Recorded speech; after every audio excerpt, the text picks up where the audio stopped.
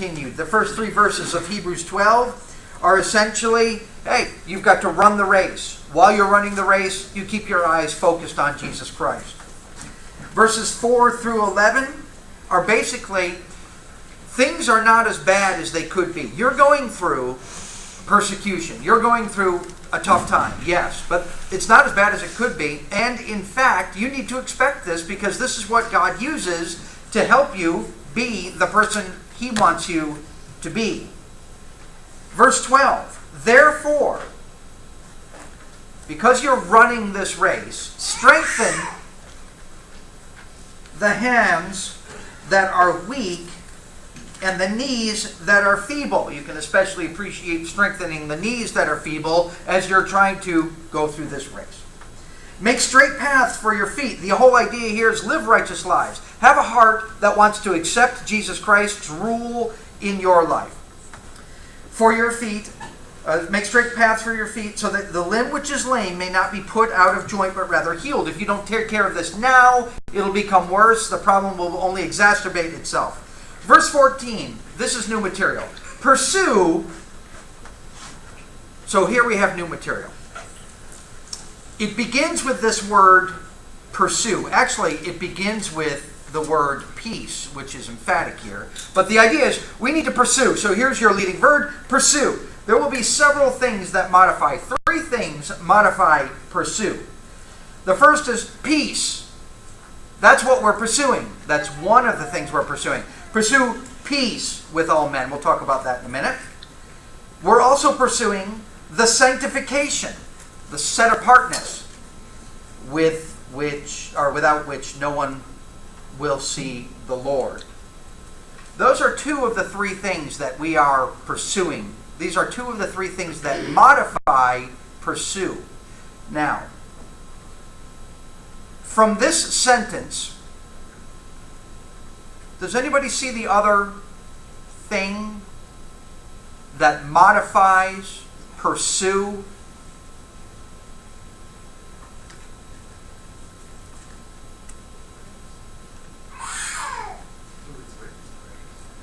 Huh? I didn't hear you. The who it's with. What are you reading out of today? Really? From this sentence. Okay. This is a disservice of several of our translations. I'm not saying it's wrong, I'm just saying it's a disservice. Verse 15 does not start a new sentence, and your King James and your New King James will not start a new sentence. It's part of the same sentence. In the New American Standard and most of our other versions, it starts a new sentence in English, but it's not a new sentence. And here's the problem with this. We are pursuing, verse 15, seeing to it that no one comes up short of the grace of God, that no root of bitterness springing up causes trouble, and by it many may be defiled, and that there be no more immoral, godless person among you like Esau. Okay, here's the deal with this. Verse 12 says, therefore, and it's going to start a string of thoughts. Therefore, strengthen the hands that are weak and make straight the paths for your feet. Now, those are actually 2 separate thoughts, but we see how very readily connected they are. Strengthen your hands. Make straight the paths. Strengthen your hands, strengthen your knees, make straight the paths. Also, pursue. So you think to yourself, okay, so the verse 12, therefore, I'm going to strengthen my hands. Today I'm going to strengthen my hands. Now, if you'll think, and this is what the way this is translated leads you, kind of pushes you to think this way, and that is if you think like a bodybuilder, what do? They work on their arms and their chests on day 1. On day 2, they work on their back and their stomach on day 2. And they compartmentalize, and these systems are independent. And on day 3, they work on their legs. Now, just like a body is not completely independent, the idea is when a bodybuilder works, they work on this system on this day, and this system on this day. And the way this is translated, it's like, okay, today I'm going to work on strengthening my hands and my knees.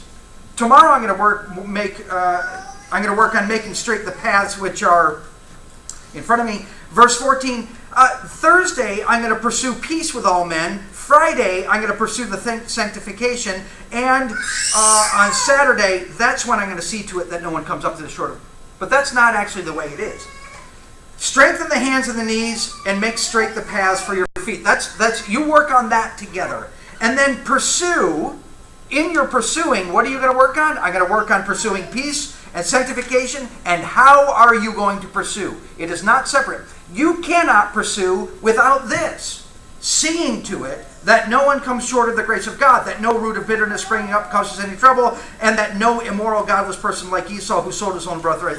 That is how we pursue. You cannot separate the seeing to it in verse 15, grammatically, from verse 14. So while you're working on pursuing peace with all men, while you're working on pursuing the sanctification, you're doing it by seeing to it that no one comes up to the grace of God. That's not another compartment. Oh, I've worked on peace with all men today, and I'm working on sanctification tomorrow, and then on Thursday I'm going to work on seeing to it that they're all connected. They're directly connected. All right. Peace. We are to pursue peace with all men.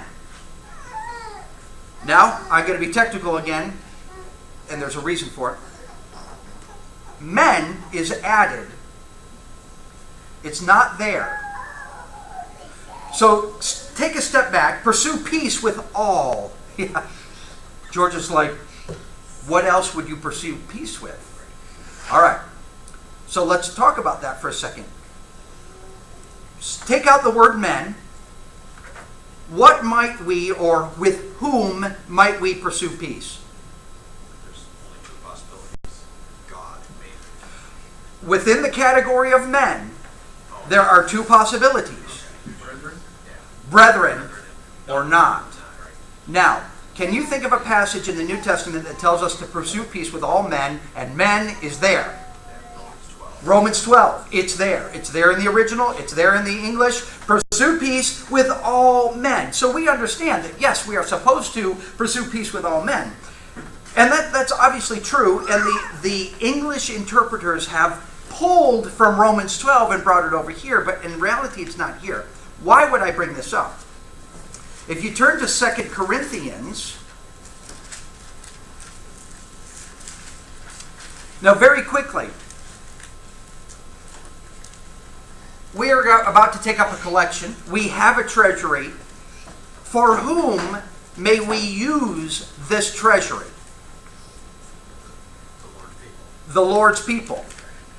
Okay. In 2 Corinthians 9, verse 13, because you've given into the collection and they've helped. Verse 13, because of the proof given by this ministry, they will glorify God for your obedience and to your confession, because of your obedience to your confession of the gospel, and for the liberality of your contribution to them and to, and what does the New King James say? All men. All men. Men is supplied there. Men is supplied. The New American Standard just has to all. Now, technically, there's a huge difference between all and all men, because all, if you were to argue from this passage that we can use this treasury to support orphans' homes, would it be valid? From this passage alone, yes. How? Well, all. No, but all, see, all, what are you assuming? Okay. And this is where many people go to here and say, it says all. Yeah, but all what? All men? Not necessarily, because in Romans it says all men. And so sometimes if he says all, yeah, could it be all men? It definitely could be, but it could also be all what?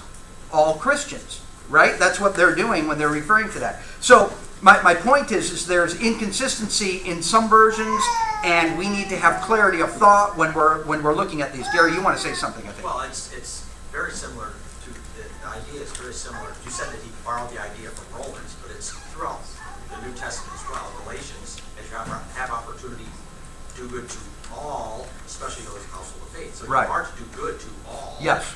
Yes, that would include that passage outside as well as inside. Yes, but, okay, right, exactly. However, the question then comes, what is a church as a church?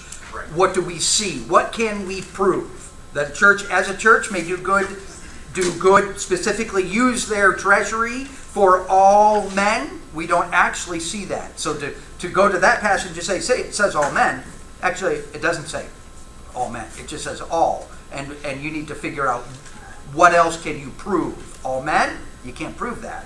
Right? In fact, no further comment. Anybody else comment or question? The idea is, look, just to be aware of what you're reading. Use different versions and to be clear in your thinking, which I hope is clearer than what I just said. So, pursue sanctification, which is set apartness, right? Which is done by God based on godly behavior. Compare, you shall be holy, for I am holy. Look, be holy. Now, God's already made us holy.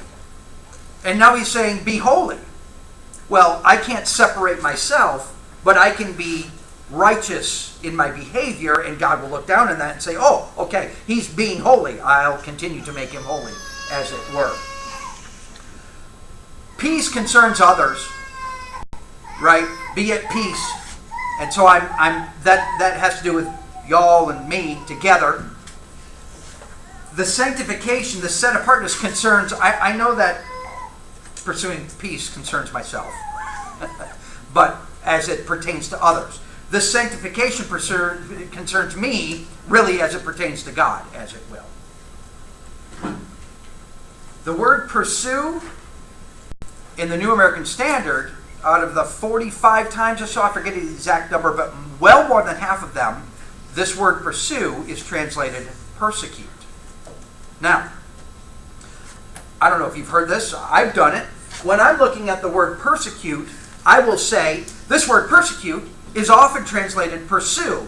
Why? Because that gives us an idea of what's happening when you're being persecuted. You're being pursued. You get this idea, somebody's chasing you, somebody's chasing you, somebody's chasing you. Now, here we're talking about pursuing, and I bring up persecute because that gives you the intensity of it. You persecute peace.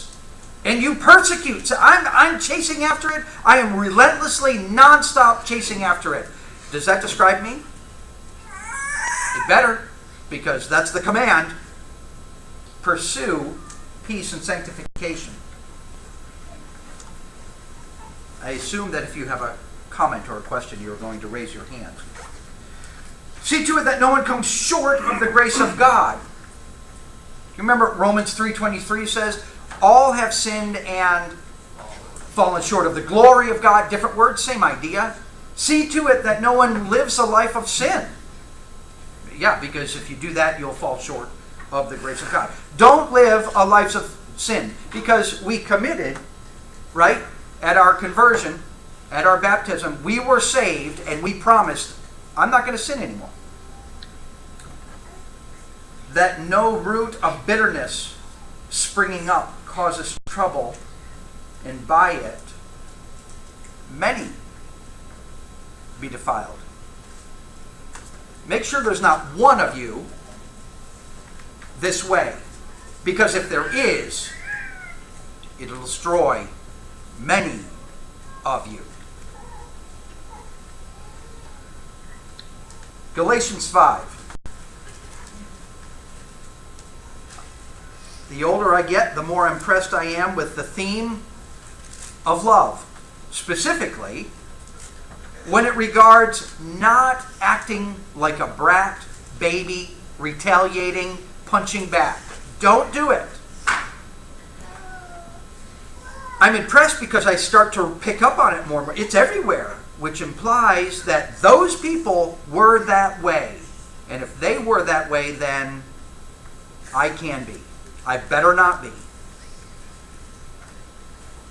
Galatians 3. You are called to freedom, brethren. Do not turn your freedom into an opportunity for the flesh, but through love serve one another. See, through love serve one another. For the whole law is fulfilled in one word, or one statement, in one word, in the statement, you shall love your neighbor as yourself. But if you bite and devour one another, take care that you are not consumed by one another. So I got the wrong path. Yeah, Galatians 5:15. Look, be careful.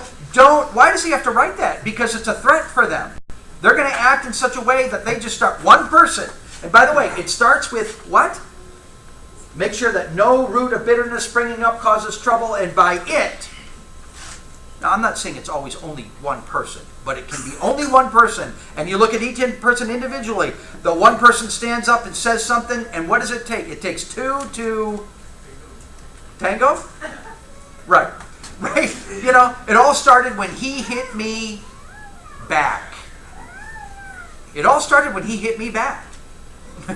Which implies, no, it started when you hit him first, and then he hit you back, right?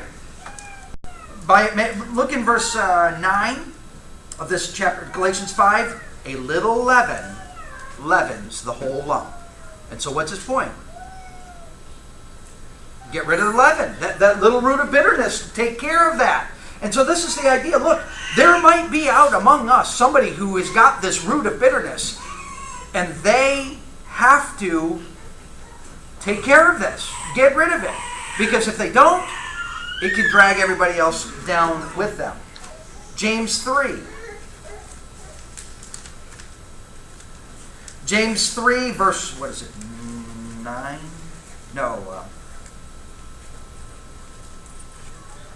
6. The tongue is a fire, the very world of iniquity. The tongue is set among our members as that which defiles the entire body and sets on fire the course of our life and is set on fire by hell. This tongue, we use it to lash out in what? Bitterness. James 3, verse 13. Who among you is wise and understanding? Let him show by his good behavior, his deeds, in the gentleness of wisdom. But if you have bitter jealousy and selfish ambition in your heart, do not be arrogant and so lie against the truth. This wisdom is not that which comes down from above, but is earthly, natural, demonic. For where jealousy and selfish ambition exist, there is disorder and every evil thing. But the wisdom from above is first pure, then peaceable, gentle, reasonable, full of mercy. Oh, by the way, full of mercy. It all stopped when I didn't hit him back. Did they hit me? Yeah. Did it hurt? Yes. But how did you react? I was full of mercy, and we all need to develop this. Good fruits unwavering without hypocrisy, and the seed whose fruit is righteousness is sown by peace, in peace, by those who make peace. Now listen, chapter 4. What is the source of your quarrels and your conflicts among you? He's writing to Christians. He's saying, look, you guys are fighting like cats and dogs, and it ought not be this way. We could go on. 1 Corinthians 13. Anybody know what that passage is about? If I speak with the tongues of men and angels, but bite and devour, that's the negative of what it says here. If I don't have love, if I bite and devour, that's positive actually. If I bite and devour, but do not, I'm a noisy clown. If I have the gift of prophecy, but I'm always lashing out at, oh man, look at me. Look what I can do publicly, including, I'll just tear everybody down that's in front of me. Don't, watch out for him. You all know that about that guy over there. Don't get on his bad side. Verse 4, love is patient, love is kind, love is not jealous, love does not brag, is not arrogant, is not unbecoming, does not seek his own, is not provoked. He said it to me. And I said, that's sad. And I got down on my hands and knees and I prayed that I can handle this properly and for this person that they become gentle and meek and humble. Does not take into account a wrong suffered, but they did me wrong. Oh, does this imply that some people will do some other people wrong? Even among us? Yeah. Garrett's going to do something wrong to somebody someday. He's got this big smile on his face. So. He may have already had. On the way here this morning, right? It's going to happen, folks. When it does, the question is, how am I going to react, right? It does not rejoice in unrighteousness. Here's another passage, Proverbs 17:9.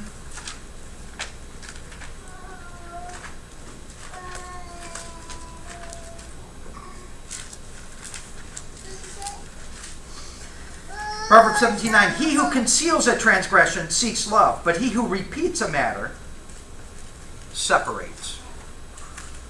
Intimate friends. They separate. I'm going to tell you again what this person did to me. I was out not very long ago visiting a congregation, and somebody came up to me and started to tell me about a year and a half of history of what this person said, and this person said, and this person said, all the while saying, I don't want to bring up names. I don't want to go too much in detail. All the while claiming to be in the pursuit of truth and peace. After a while of this going on too far, I said, I got to go. This is not being helpful. But some people are like that. We need to be careful. Ephesians 4, I'm sorry for pounding home this point, but I'm impressed with it here again. Ephesians 4, what do I have, 31 and 32? Let all bitterness and wrath and anger and clamor and slander be put away from you, along with all malice. He's writing to Christians. Yeah, because this was a problem. Verse 32, be kind to one another, tender-hearted, forgiving each other. There will be problems, folks. It will happen.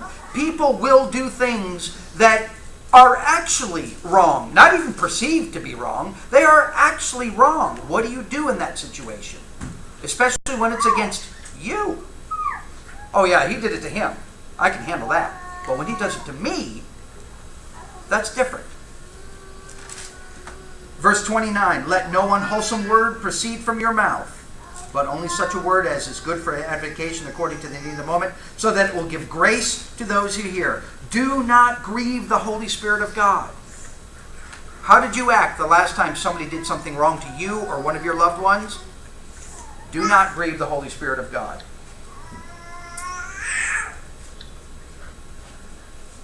This word, see to it that, is literally overseeing. Now, do you recognize that word from somewhere? Yes, you recognize it from overseer. Right. Well, I mean, Yes. they're overseeing the church. This is the verb. Right? Okay, so I am to oversee who? Myself.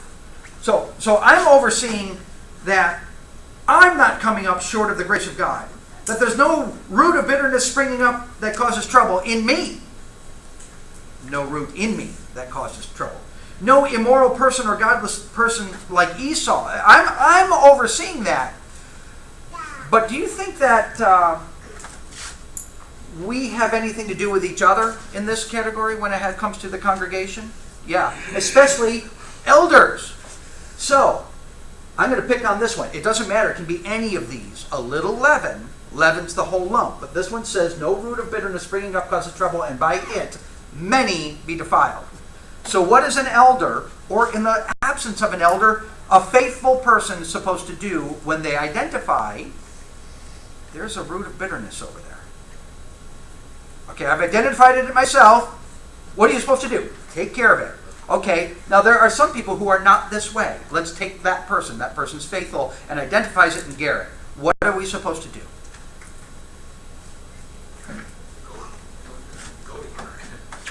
We are supposed to pursue it. Persecute it. Get rid of it. Because it'll destroy.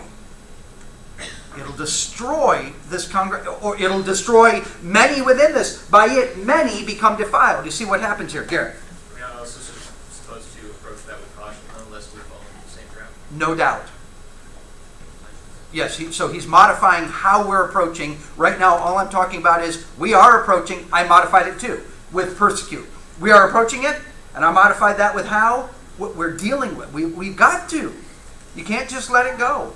And the other end, you can't just let it go. Instead, you've got to pursue it, right? Yes, with love and gentleness so that we don't fall in the same thing. Being tactful, speaking the truth in love, yes, yes. Anybody else want to throw more on? Because we need to hear those too.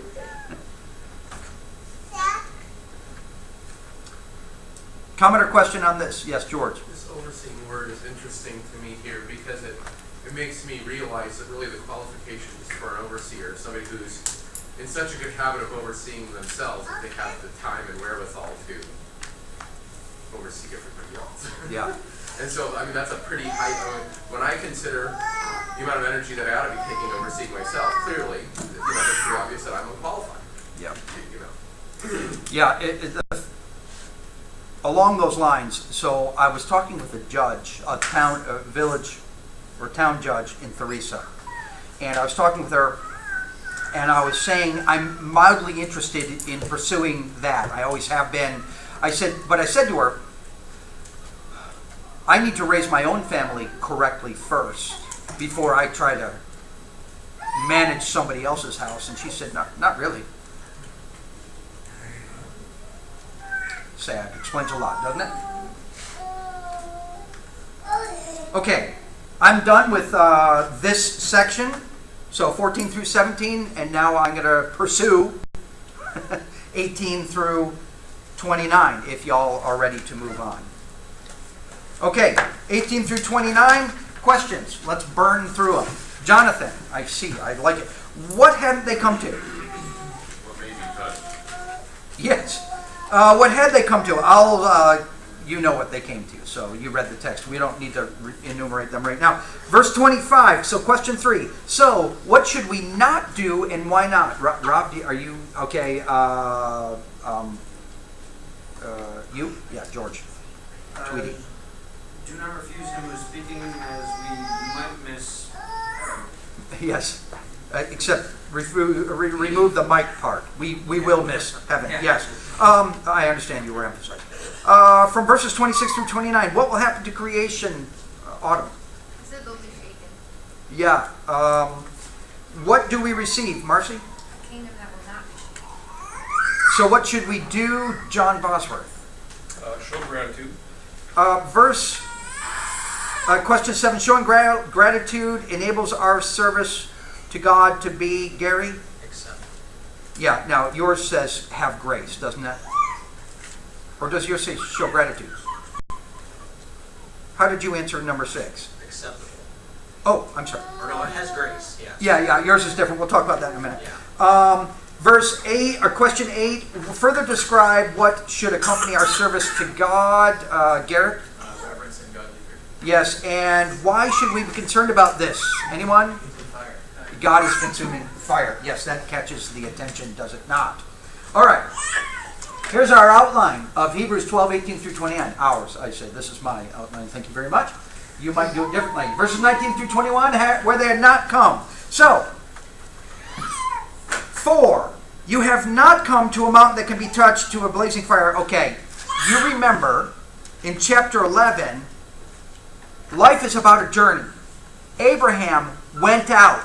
Literally, he went out from one place looking for, what does it say? He was going to receive an inheritance. Verse 10, Hebrews 11:10, he was looking for a city which has foundations, whose architect and builder is God. So he goes out and he's looking for this city. Verse 13, all these died in faith without faith, having received the promises, but having seen them, welcomed them from a distance, and having confessed that they were strangers and exiles on the earth. For those who say such things, make it clear that they are seeking a country. Now, I got to be honest, it doesn't matter. The word is different, but the idea is the same. They're going. They're looking. What are they doing? They're looking for a country of their own. And indeed, if they were thinking of the country from which they had come out, they would have had opportunity to return. But as it is, they desire a better country that is a heavenly one. Okay, so life is about going and trying to find this beautiful place. You have not come to... Now, the New American Standard inserts, and most of your versions will, a mountain. Because the reference is clear to what happened at Sinai, and it's also clear from the contrast with you have come to Mount Zion. Okay, so you have not come to a mountain that can be touched, to a blazing fire, to a darkness and gloom and whirlwind, and to the blast of a trumpet and the sound of the words, which sound was such that those who heard begged that no further word be spoken to them, for they could not bear the command, even if even a beast touches the mountain, it will be stoned. So, this is several different allusions to Deuteronomy 4, 5, 9, and Exodus 20. The author goes back and grabs everything that's bad or provoking fear and just says that here.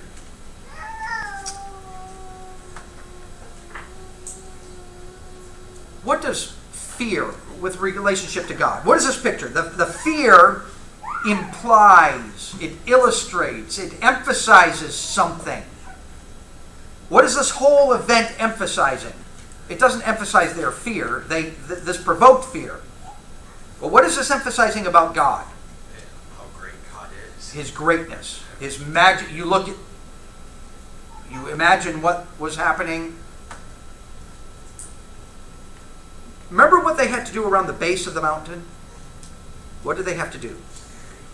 What? Yes, stay away from it, but they actually had to set up a fence, a border. What is that illustrating? Separation. Separation. You can't approach God. You can't get to God. That's what all this is about. It's about this fear. It's about God is so great. It's about God is powerful. It's about God is full of awe and ready to condemn. He's an awesome God, and you can't get to Him. Okay? Now there are two things in here. Verse 20 that really pound home this point, in addition to everything else that's pounding home the point. Verse 20 is, they could not bear the command. So in verse 19 and 20, it was so bad that those people couldn't handle it. And then it gets to verse 21, it said, and so terrible was the sight that Moses said. Now this is new information. We never read of this in the Old Testament other than here. But his point is, it was so bad that God's number one servant at the time said, I'm scared. I'm terrified. Verse 22. But. So verse 18 is actually not. That's how it starts. Not. It starts with, you have not come to Sinai, which is, and then it draws this terrible picture of awe and terribleness.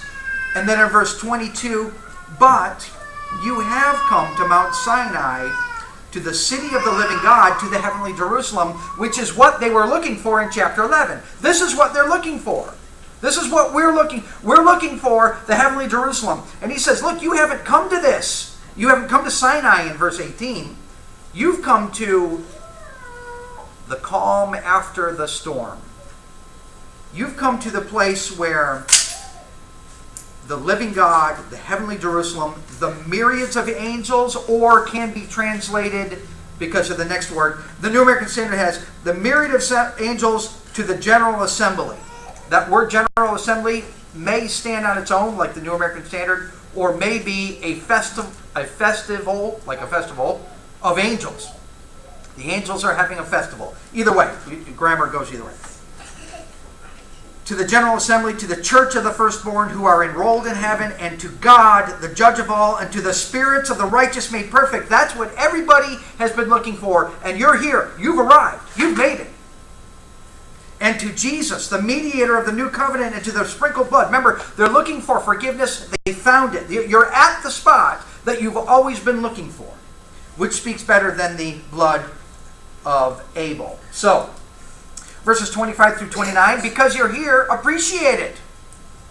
See to it that you do not refuse him who is speaking. For if those, this is emphatic, those people, if they did not escape when they refused him who warned them from on earth, much less will we. And again, in fact, there's them and there's we. And if they didn't escape, we certainly won't escape him who warns from heaven if we turn away. Verse 26, and his voice shook the earth then, but now he has promised. So here's God speaking from heaven right now, and he goes back and he quotes Haggai 2, and he says, yet once more I will shake not only the earth but also the heaven. This expression, yet once more, denotes a removing of the things that can be shaken, as of created things, so that those things which cannot be shaken may remain. Therefore, since we have received a kingdom that cannot be shaken, here's the other way that we appreciate it. Let us show gratitude, or have grace, literally, by which we may offer to God an acceptable service with reverence and awe, for our God is a consuming fire.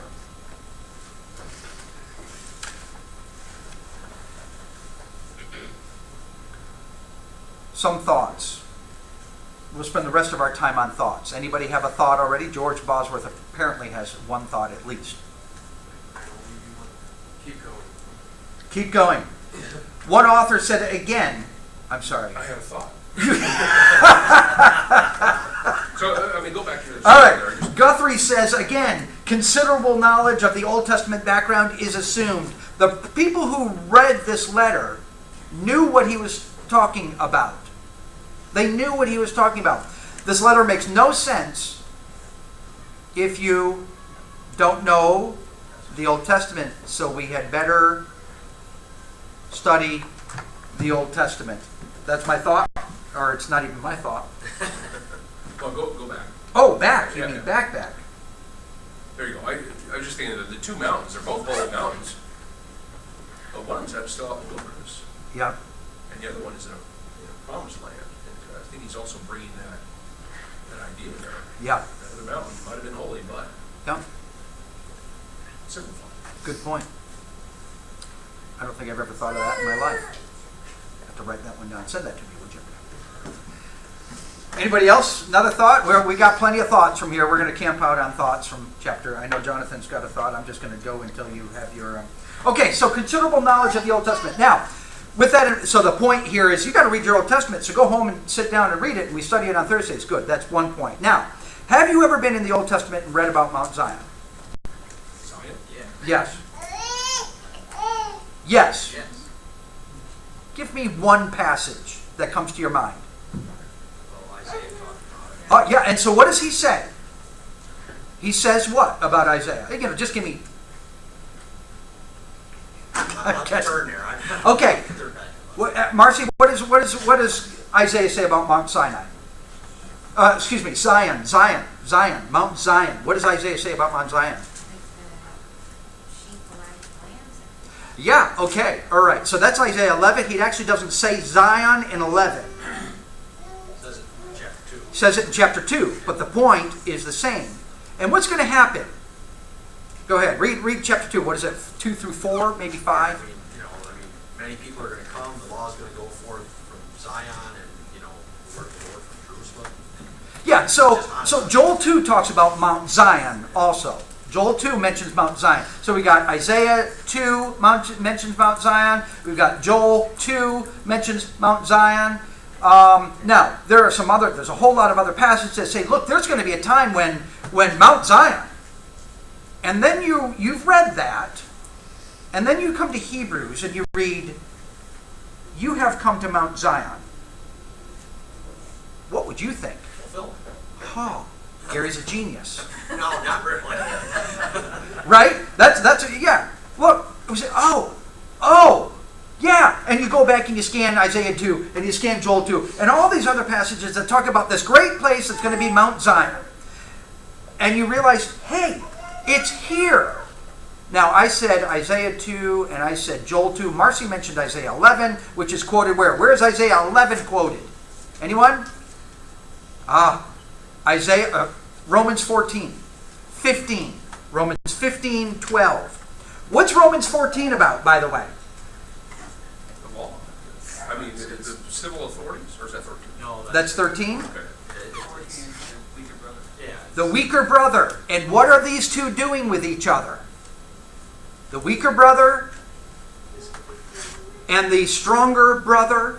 What are they doing in that text? Kind of bickering back and They're forth. bickering back and forth. Yeah. And Paul ends that with quoting Isaiah 11, saying, we're in this now. And what's Isaiah 11 about? It's about the lamb lying... I can never remember him either. It's about the lion and the lamb, the wolf. Yes, no, we're not supposed to be like that anymore. Yes, I used to be angry with everybody, which again is the same context that we're talking about here in Hebrews 11. Hey, guys, make sure there's no root of bitterness springing up among you, because Isaiah 11, right? Or Isaiah 2. And, oh, by the way, I didn't do this. Isaiah 2, Joel 2, where else? Two other 2s. Daniel 2 Acts. and Acts 2, right? Daniel 2 is not quoted in the New Testament. Daniel 7 is. Daniel 2 is not quoted, but it gives us the time. In the days of that kingdom, right? Okay. Comment or question? Yes, Gary. I do, because you had said, when you read this, but you have come to Mount Zion. The Old Testament prophesied this, coming to Mount Zion. There are a lot who say that is yet to be fulfilled. Right. I don't know, maybe you're gonna talk about that. No, I'm done. That's it. I just did talk about it. I mean. They're not reading out of the same look, he text says, as I am. You have come. Right. This has been fulfilled. Right. You're not looking for this future thing to come. Right. It's here.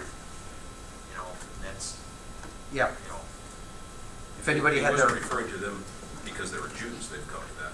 I'm sorry, what? He wasn't saying they've come to that because they're Jews. Yeah, good point. Right. Right. About verses 22 through 24. I mean, we could spend months in here. I'm not about to spend months in here. But you have come to Mount Zion. So go back and read about Mount Zion, contemplate it, and then think, hey, we're here. And think about all the things that are said about the inhabitants of Mount Zion and the glory of Mount Zion and the law going forth. Think of all that. The city of the living God. I'm a country boy, and I've lived in some cities. I want to live in this one. You're right? The heavenly Jerusalem, of course, that jumps us to what? Where? revelation. Yeah, and so I have the reading later, I think, and so you can expect, hint. To myriads of angels, neat, God's servants. That's pretty neat. That's the understatement of the year, right? To the general assembly and the church of the firstborn who are enrolled in heaven, and to God, you have come to God, to the judge of all. By the way, those of you who have come to God and all this wonderful, wonderful blessing, never forget what? God is the judge of all. By the way, all here is the same word as all men in the previous passage that we looked at up here in verse 14. Pursue peace with all. Why did the New American Standard say all men in 14 and just all in 23? So there you go. Go home and think about that too. To the spirits of the righteous made perfect, that's what we want. To Jesus, the mediator of the new covenant, and to the sprinkled blood, which speaks better than the blood of Abel. Think about these things. You might have a comment. I will say that here, the church of the firstborn refers to all the saved across space and time, right? This is the same word, for example, Greek, the church that is in their house. Obviously, this one word, which denotes a certain, some certain characteristics, can be referred to several different groups, right? There's one group that you can't put your finger on. Another one, you can put your finger on their doorbell. Ding, please answer the door. Why would I bring that up?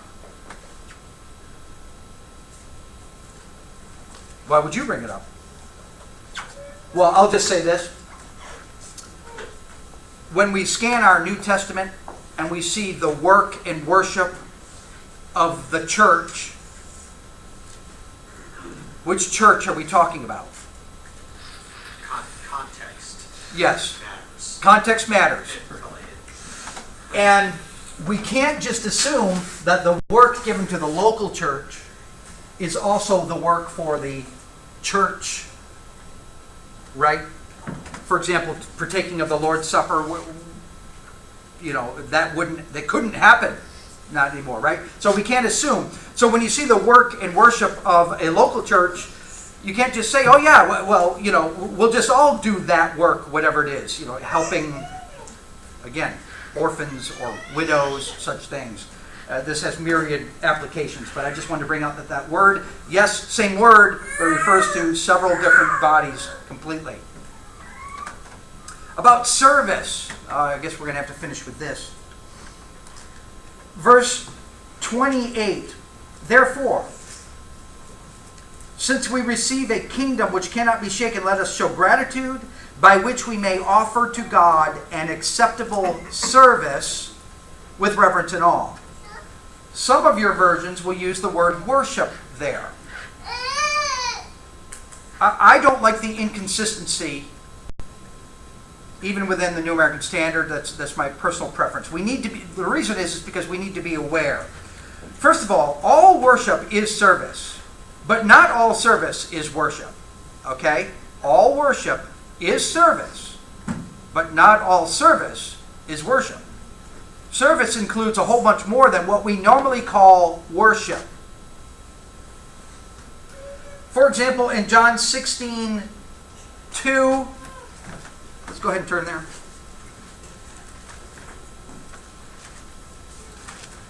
John 16:2, verse 1. Or John 16:1. These things I have spoken to you so that you may be kept from stumbling.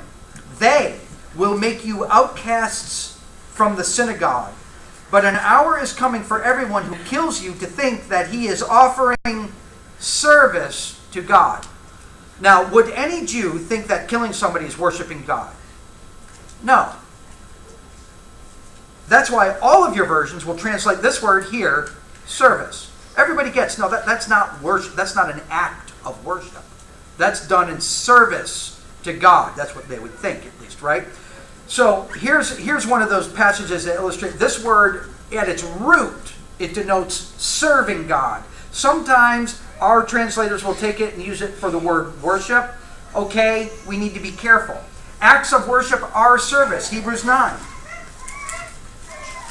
I'm saying the same thing again. I've already said this. Verse 1, even the first covenant had regulations of divine, and to be consistent between chapter 9 and chapter 12, I'll use the same word in English, service. Or if you're reading from the, what does yours say, Gary? Does it say service or worship? Service. So yours flips it here. Mine flips it, and yours does too. But I have serve. You do? 28. In the new, where? In 20. Oh, I'm sorry. Yep. Ours. So- It's the NIV and ESV that flips. Right, okay.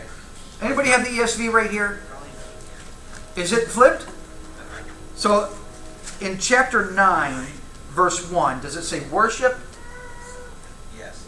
It does? Okay. So, they're consistent. Good for them, they're consistent. I would suggest that this word, we need to, sometimes translating this word as worship, when it really is service. Our service to God suggests the application is limited to specific times and acts, okay?